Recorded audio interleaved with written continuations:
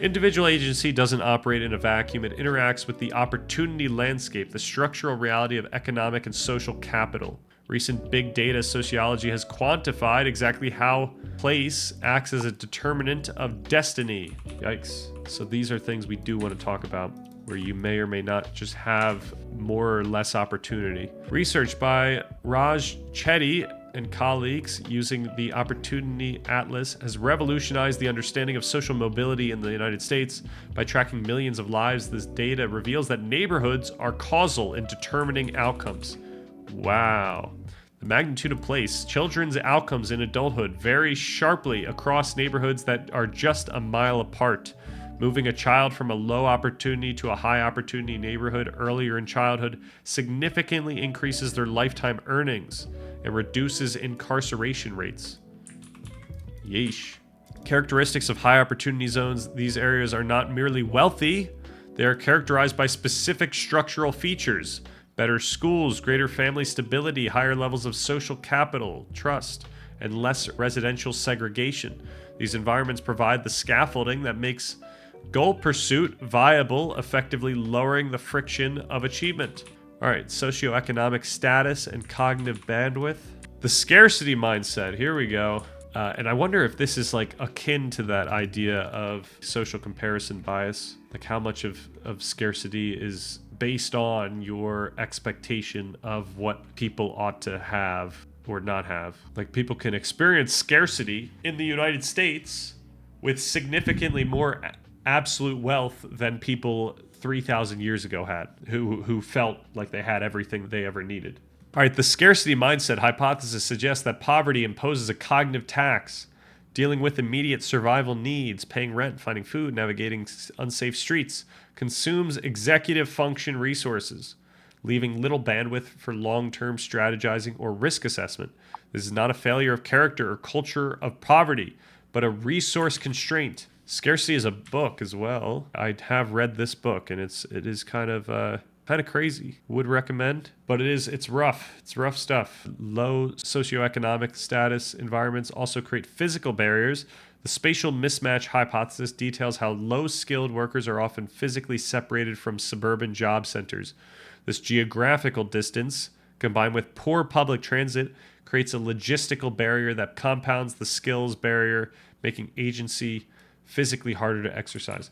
So we don't have to talk about this in the context of jobs. For part 2, it's just like, hey, your physical location is going to affect what you feel like is possible. Perhaps there's a discussion about, maybe it's useful potentially for you to understand your travel options. Like if you live in a city, where can you go? What options are within your budget? Because that can affect what you feel is possible. Knowing where certain stores are, that can affect your, maybe you now know that you can get this resource at this time, like things like that.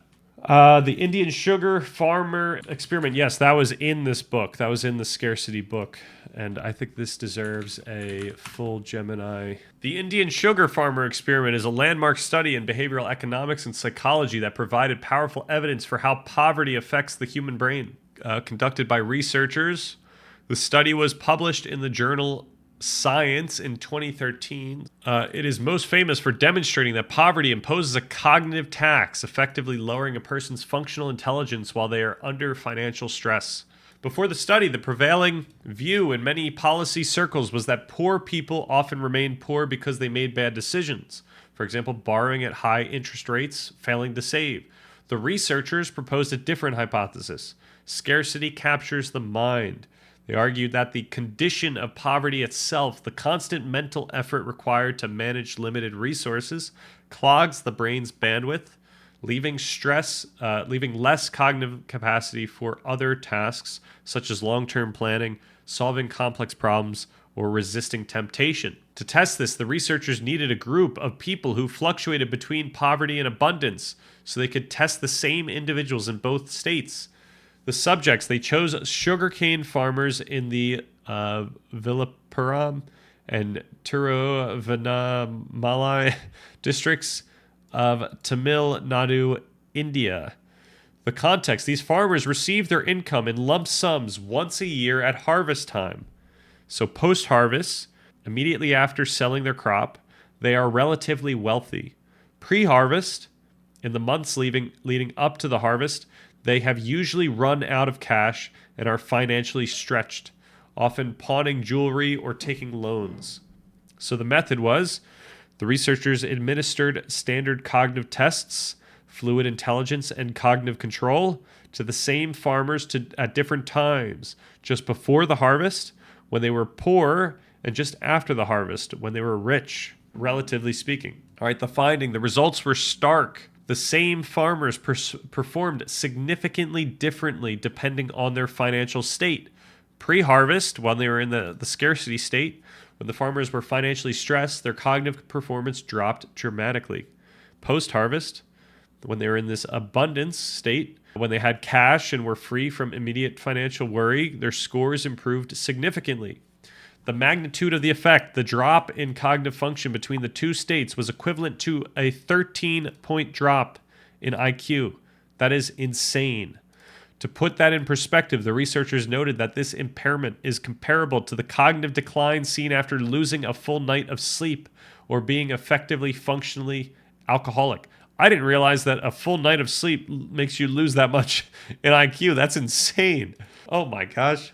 I mean, being effectively functionally alcoholic seems on par, but I didn't realize that losing a full night of sleep is akin to being functionally alcoholic. This sort of does make sense. I always got the sense that if I'm on like 5.5 hours of sleep, I'm actually an idiot. I'm so slow compared to my usual self. Yeah, I guess it does feel that way. I guess the weirdness is like in between that, like 7 hours of sleep. What are we dealing with? What about 6.5? Like how much are we losing? And I need all the help I can get. Amen.